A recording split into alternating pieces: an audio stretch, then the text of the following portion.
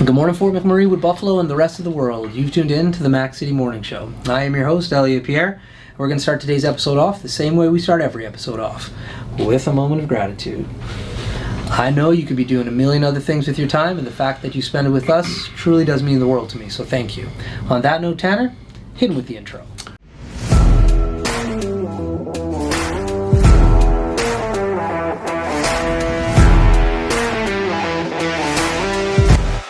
How's it going, you guys? It's Jake White, JJW, coming at you from Norrell Toyota in Fort McMurray. Just wanted to say hi and come on down, check the place out. Hi, my name's Richard. I'm the service manager here at Norrell Toyota. Hi there, I'm Adam. I'm here at Norrell Toyota. I'm a product advisor. Hi, I'm Cass. I'm the appointment coordinator. Happy to help you. Hey, it's Keith Simpson here. I'm the general manager of Norrell Toyota, soon to be Fort McMurray Toyota. Pretty excited for our new dealership. As you've seen, you met all my staff. These guys are all my family. We're here to take care of you. Come on down and be part of our family. And we are back. Big shout out to Norrell Toyota, our title sponsor for today's episode. As everybody at home knows, I do not introduce my guests because they can do a better job at that than myself. So, sir, can you please tell everybody at home who you are and what you're about? My name is Adam Cuvalier. I go by also DJ Groovy Coovy. Nice. I moved to the wonderful town of Fort McMurray in 2018. Got a little bit out of my comfort zone here. I used to live in Edmonton for about 18 years. I'm originally from Nova Scotia. Been kind of all over, born in Toronto. And I'm going to be honest with you. In 2016, I never would imagine that I would have moved to Fort McMurray, but I think it was one of the best decisions I ever made. It's a great spot out here, yeah. So let's, there's a lot to unpack there. We're going to have loads to talk about. But let's start with, what was the initial moving, why did you decide, Fort McMurray, I'm coming here? Well, I owned a nightclub in Edmonton for about 10 years, from 2005 to 2015. Name of the club? Level 2 Lounge. Okay. Actually, to give myself a little bit of self-promotion here, I have a Level 2 Lounge reunion party at 9910 nightclub in Edmonton on the 14th. It's the 6th installment of the reunion parties, and it's usually always packed. All the old partygoers always seem to come out and get the dust off the dancing shoes and stuff. Okay. But no, essentially, I after I sold my club, I didn't really know kind of what direction I was going in my life. I'd been doing that particular work for quite a few years, like I said, 10 years in the game, and DJing as well. And when I sold the bar, I kind of started doing random work, like doing hot shots randomly for my buddy's father's company. Yeah. And I was doing that for about 6 months. It was kind of no real schedule to it, but he just said, "Hey, how would you feel about going to Fort McMurray for a month and help?" Because the main office of the company I did work for was located in Fort McMurray. And he said, "How would you feel about going to Fort McMurray for a month and helping out?" Yeah. So I don't know if you've heard these stories before, but I ended up coming up here for a month, and then they said, "How would you feel about staying another month, and then another month?" And then I kind of just felt like my the Edmonton chapter in my book had been written. Right. So I figured it was time to get out of my comfort zone and kind of try out something new. Nice. So I came here, I didn't know anybody, and just came here and started working, and the rest is history, I guess you could say. That's cool. Well, it's a very unique place. Yeah. I love it. Tanner loves it. We're born and raised here. So we know, we're just, hence the name of the show, the Mac City. Yeah, Mac City. But we've been traveling a lot this summer, going to different festivals, traveling for work, family, a bunch of things. And it's something about Fort McMurray. We were talking about it yesterday. It's we love it, but it's a place. It's a nice environment. I always find that life is what you make it. So I find, because you talk to a lot of different people, whether it's at work or whatever, or just randomly, and a lot of people kind of give Fort McMurray a bad kind of, and I think it's because they come here for work and they work hard and they work long hours, and maybe that kind of coincides with maybe something that they're not wanting to do all the time. Right. But Fort McMurray is beautiful. The trails and the river, and Gregoire Beach is what it is, but I still go there, enjoy myself, and it is what you make it. That's right. It is a beautiful community for sure. Yeah. Now the other thing that brought us together was music. That's how we bumped into each other. Absolutely, yeah. But you also were we were at festivals, but you were at a festival too. So tell us a little bit about where you were at this summer. Okay, Motion Notion Music Festival. It was the 20th year, although there's been a number of years that it was on hiatus, COVID, and the creator of the festival wanted a few years off. there was a little bit of like, you know, he'd been doing it for so many years, and he actually approached me about taking over the festival. And I said, you know what, I've had a nightclub, you know, I've booked talent, but, you know, a festival is a whole can of worms that I've never, you know, I said I'd be willing to help you in a role of like maybe general manager or director, and maybe you could mentor me, you know, kind of like, you know, on how things work. Yeah. So the guy who used to be the director, he's in Australia now, but he kind of mentored me a little bit throughout the process. And yeah, so it was the three of us, kind of, one guy in Calgary, one guy in Fort McMurray, one guy in Australia. So, yeah, you know, connecting on the phone and text message was a bit of a challenge. But yeah, no, we, so it was out in Drift Pile. It was a 3-day festival, Friday, Saturday, Sunday. We knew that bringing it back after like a 5-year hiatus, you know, we'd have to rebuild stuff. But we had about 1,200 people, which... The last year we had it, well, that it was happening, not we, but yeah, I've DJ'd most of them. yeah. But yeah, they had about 3,000. So, yeah, you know, like, I mean, you have to, you also take into consideration that people, you know, in 2018, now they're 5 years older, they may have families, their priorities have changed possibly. Yeah. There was a lot of new people that came, but there was also a lot of people, like the old school OG people That's came out cool. too as well. So 1,500 is a good number, man. Like, yeah, we're building. Yeah, So, good for yeah, you guys. Yeah. That's phenomenal. Yeah, it was a good time. Yeah. And keep going. Oh yeah, no, I wasn't used to like actually working so much, because I was also the because I mean, when I go to a festival, I go DJ, have fun, to do all this stuff, but it was kind of a different perspective, you know, because I was doing the artist representation there too, so, you know, greeting artists, you know, getting them to the stages and stuff like that. So it you know, and we were running stages from like 4 p.m. to like 5 a.m., 6 a.m. So I did have a couple of helpers, but it was a lot of work, but it was well worth it for sure. Yeah, no doubt. Like, it's one of those things. We went to a few festivals this summer, and like the daunting amount of work that has to go, like, as somebody just who's there to like enjoy, like, it's cool, but like, I'm also an adult who like owns a company, and I'm like looking at stuff, and I'm just like, my lord, like the processes, the volunteers, the washer, like, for sure, everything, like, the logistics of it, there's so much that goes into it, and and people like yourself and other people who have been involved in such a process before, they look at different things where other people just look at like, wow, the stage was great, or the sound is great, the production's awesome, you know. Like, they don't really see like all the other stuff, but no, it's good that you. No, man, that's wild. So now that you're in that role, you're still a DJ. Were you able to? I DJ'd Saturday night at the Hive stage from 10 to 11:30. It was really good, really good. Sweet. This year I played on the I didn't play on the main stage. I usually play on the main stage, but I wanted to kind of change it up and get a feel. Like, I mean, I didn't pick where I played before, but I kind of had a little bit of you know, I could, you know, put myself where I wanted to put myself. So not too late, not too early, but I put myself on the secondary stage. There were 3 stages. Yeah. But no, it was a good vibe. It was a good crowd. Yeah, nice. It was fun. Now, from the perspective of you being the DJ, playing at the different stages, what would be a benefit for you to play on like the secondary stage? Like, there has to be a thought process in your head on why. I'm not really sure if there's a benefit per se. I think it's more of just changing it up, you know, getting a different feel. You know, typically I'd play the previous festivals, you know, anywhere. I had one slot at like 5 a.m. I had other slots at like 8 p.m., you know, 9 p.m., 10 p.m., some in the afternoon. Yeah. So you're going to get a different crowd, different times of the day, right? Right. And so, I don't know, I just thought I'd change it up. You know, I like to get out of my comfort zone a little bit and try new things. And the stage was beautiful. Like, if you go on my Instagram page, I posted lots of pictures on there. So it's that was a great time. Met a lot of really new cool people. Connected with a lot of people I haven't seen in a long time. And nice. Yeah, that's what those kind of events are all about. You know. Yeah, for sure. Making new connections. And so, what got you into music initially?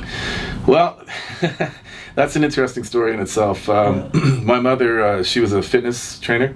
Okay. So she did. Not surprising. Well, she would teach, like, you know, like we're talking back like when I was. I mean, she recently was even doing like teaching yoga and stuff like that. So she's been doing it for you know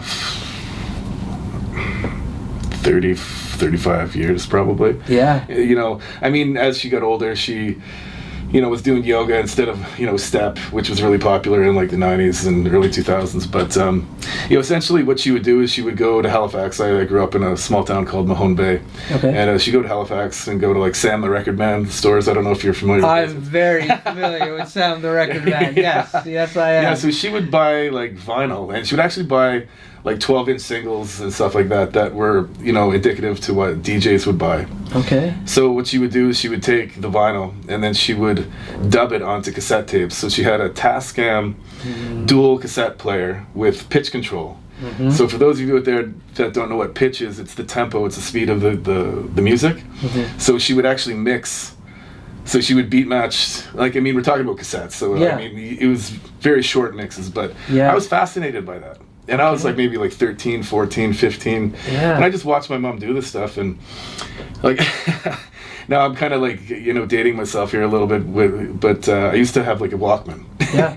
And I used to have a Technotronic tape. And I Okay. used to listen to that. I used to go to bed, listen to that. I'd wake up, the headphones are all everywhere, you know.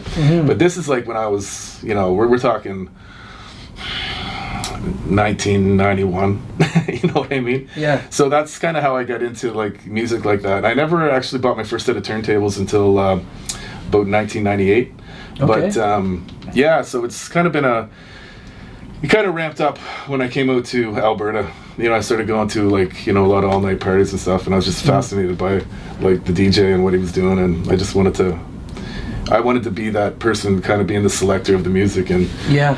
yeah, and I did radio in Edmonton for a number of years at 88.5 FM, and you know, then Level 2 Lounge, and now I'm here. Nice. Yeah. So are you ready? Yeah. Sweet. Okay, well, Tanner has a segment called the Mac City Minute. Okay. We haven't done this segment in a minute, so it's brought to you by Carrie from Patchouli Rose.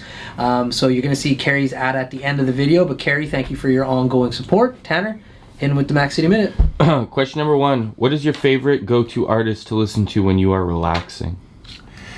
When I'm relaxing,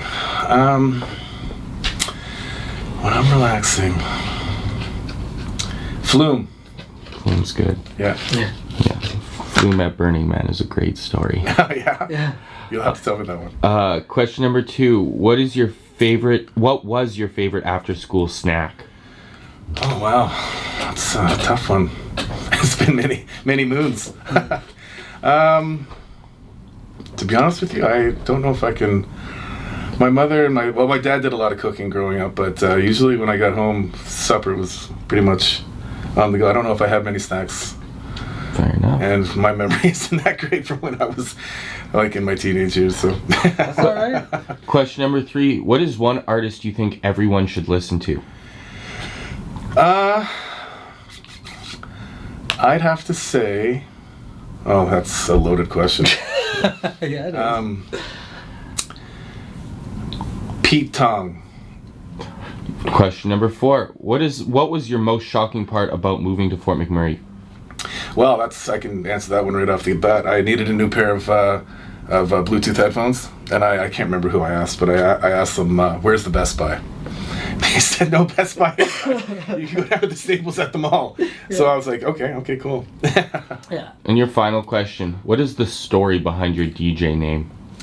Well, my last name is Cuvelier, and everybody used to call me Coovy and stuff growing up, Coovy, and it rhymes with groovy, and I just feel like it kind of represents what I'm all about, so, you know, groovy, Coovy, so. Those are your 5 questions. That's There you go. awesome. There you go. So when you were learning to DJ, were you using like traditional turntables and Yes. switching records, and then Yep. okay, so Yeah.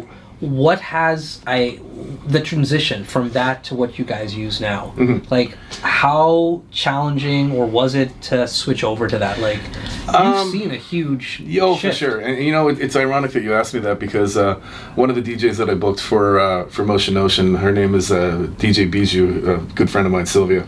She's been DJing for I've been DJing for about 24 years, and she's not too far behind me, and she was playing vinyl.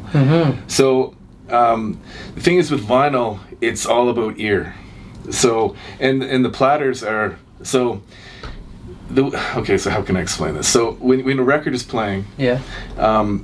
you would take the other record that you have, and like you basically you're going like this, so you hear the beat of the track in the headphones that you're going to be bringing in, and then you drop it at the correct time, and that's a whole other can of worms. Maybe we'll get into, but and then from there you correct the pitch, which is the tempo, which is the speed of the record that you're bringing in, Right. to match the BPM, the beats per minute, to match with the track that you're already playing. Yeah.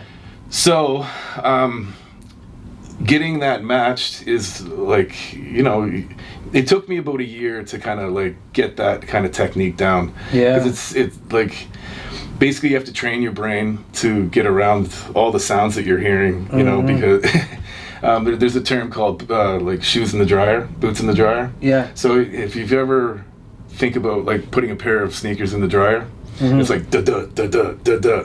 Okay, so if the beats aren't on, that's kind of the sound that you're going to hear in your headphones. Right. If that makes any sense. Right. But now with digital, the platters don't move. Yeah. So if you're off, like you can move it forward or backwards. Yeah.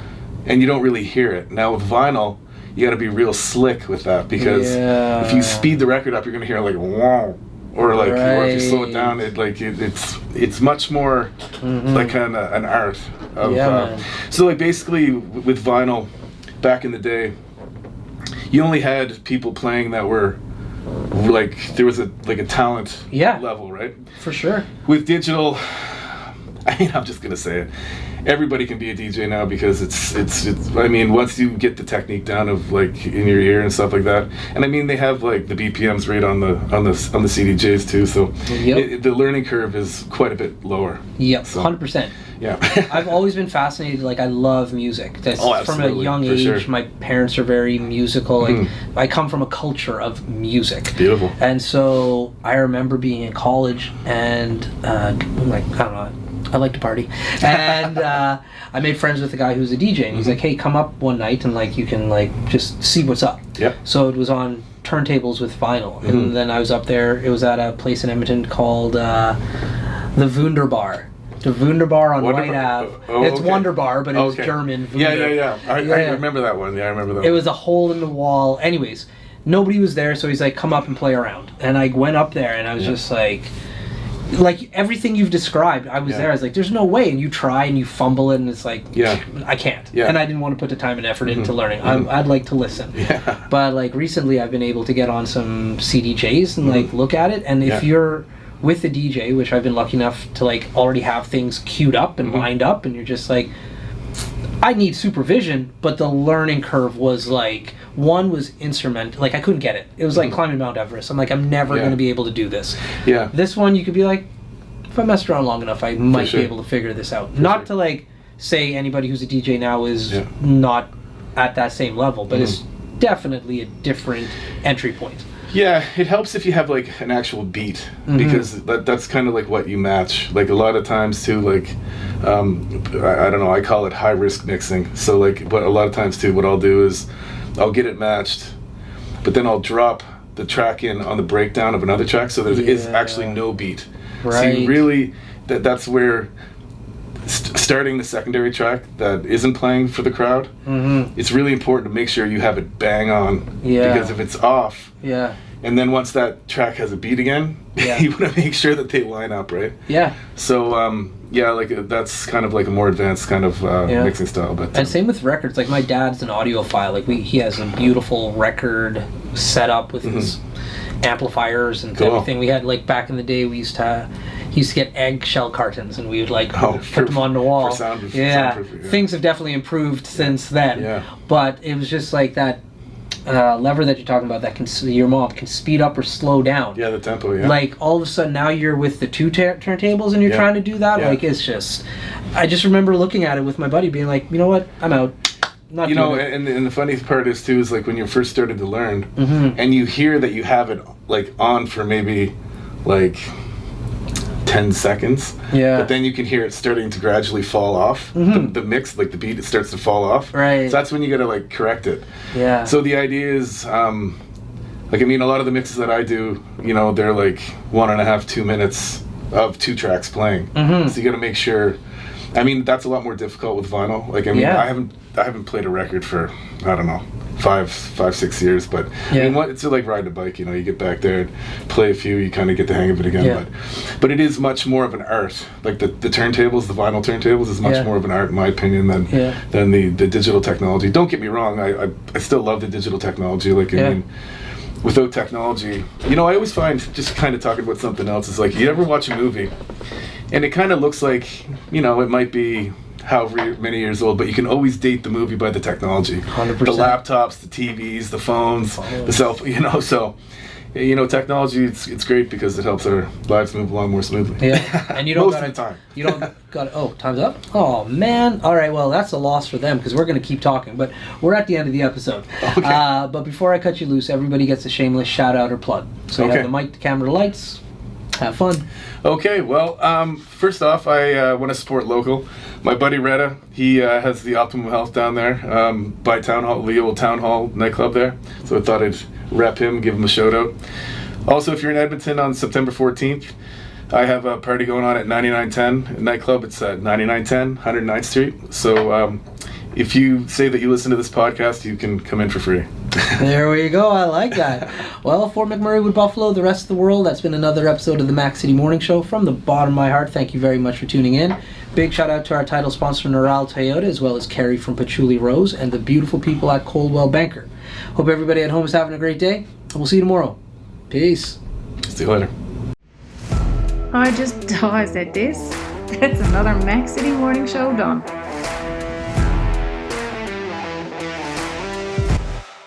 So ballistic!